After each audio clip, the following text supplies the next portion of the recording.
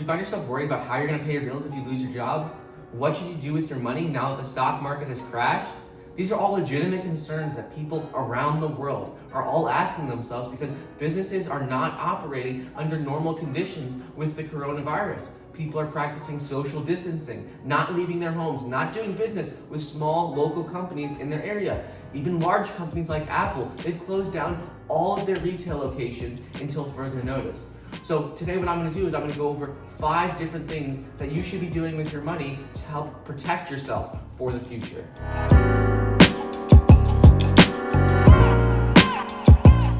What's up everybody, Michael here, welcome back to another video. Today I'm going to go over 5 different things that you should be doing with your money right now in the recession of 2020. I don't want to waste any time, so let's get right into it with number 1.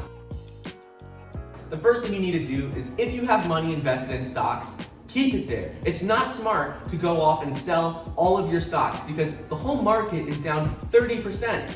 So if you sell off your stocks now, you're gonna lose 30% on all of your money. And most likely, all of the companies, the whole market, the economy is gonna go back up in the future. It might not be for 2 months, 6 months, 2 years. It could take a while, but it's not smart to sell off your stocks right now because the whole entire market is down. It may be good to look into your companies that you currently own and see if any of these have the potential to go out of business completely.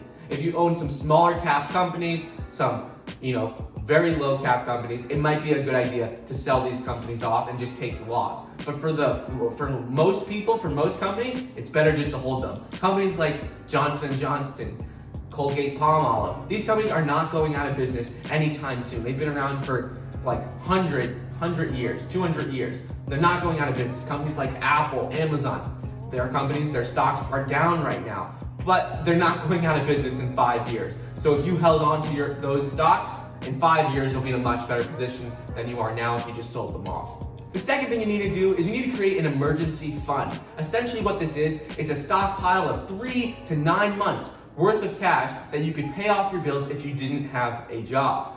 This is important because even if you think your job is secure, if you work at companies like Facebook, or Amazon, and you think your jobs are secure, the reality is we don't know where the economy is headed.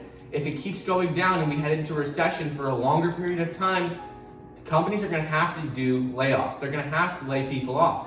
Even if you have a secure, position, they have to lay people off if they're not making enough money. So it's important to create an emergency fund, set money aside if you haven't done so already. And if you already have an emergency fund, it may be good just to add on to that just in case, because you never know what will happen. So have between 3 to 6 months if a shorter period of time, and if you want to be more conservative, have 9 months worth of cash stockpiled. I don't mean have cash sitting in your house, I just mean in the bank where it's a liquid investment. The third thing you need to do is you need to look out for scammers. Right now, when the economy is doing poorly, people are losing money, losing their jobs, there's gonna be scammers trying to take advantage of this, trying to tell you how they can make more money for you.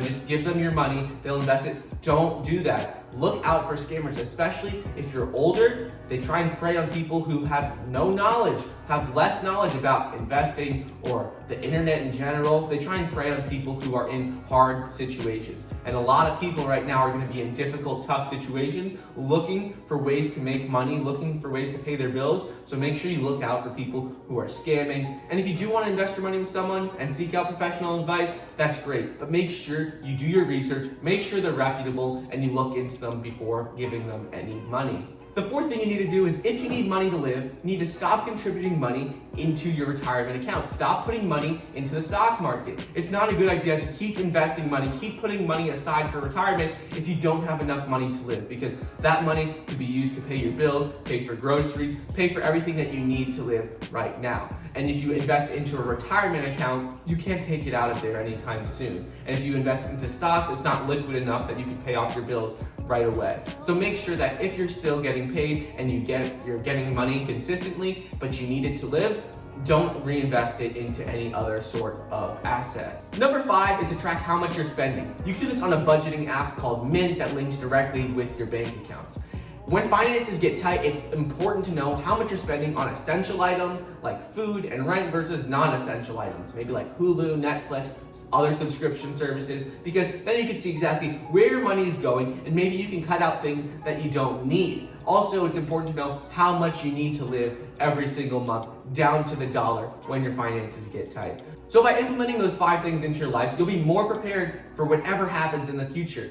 Honestly, we have no idea if stocks are going to continue to go down and we'll be in a recession for a year or 2 years, or if the stocks are going to bounce back and the economy is going to do significantly better next week. We have no idea. So by implementing these 5 things into your life, you'll be prepared for whatever happens. So anyways, that's all I got for you guys today. Thank you so much for watching. Please like the video down below, leave a comment, subscribe, and I'll see you guys next time.